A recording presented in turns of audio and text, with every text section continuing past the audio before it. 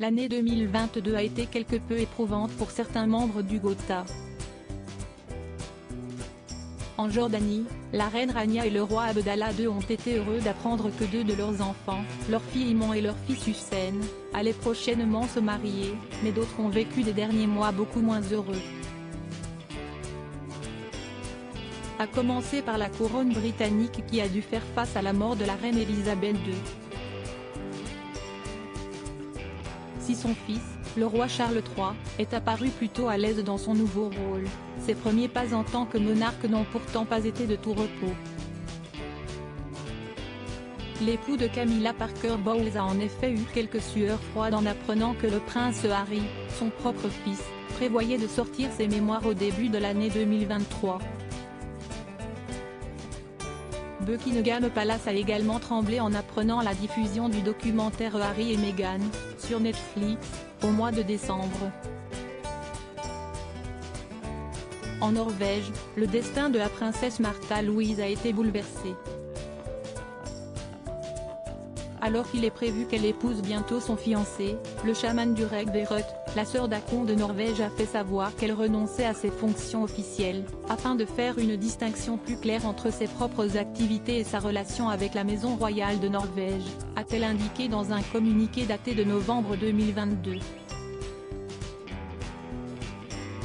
Malgré cette décision, qui a été prise en accord avec les siens, Märtha Louise de Norvège a cependant conservé son titre de princesse. Son futur mari, quant à lui, n'héritera d'aucun titre, mais sera considéré comme membre à part entière de la famille royale. Le plus important pour la famille royale de Norvège étant de ne pas faire de vagues et d'éviter de se déchirer. Supérieur à supérieur Harry et Meghan Markle, Märtha Louise de Norvège, Juan Carlos. Ces scandales qui ont marqué le Gotha en 2022. Des familles qui se déchirent. Les scandales n'ont pas non plus épargné la famille royale de Danemark. Au mois de septembre 2022, la reine Margrethe II de Danemark a fait une annonce fracassante, elle a privé les enfants du prince Joachim de leur titre de prince et princesse de Danemark. Naturellement, ce choix n'a fait qu'accentuer les tensions qui régnaient déjà au sein de la famille.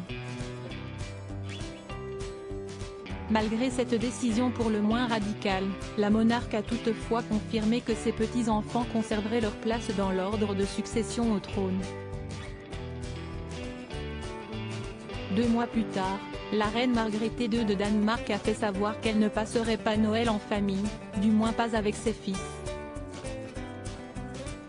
La souveraine se trouvera au château de Marselisborg à Aarhus, en compagnie de sa sœur Bénédicte, tandis que ses fils Joachim et Frédéric seront tous les deux à l'étranger.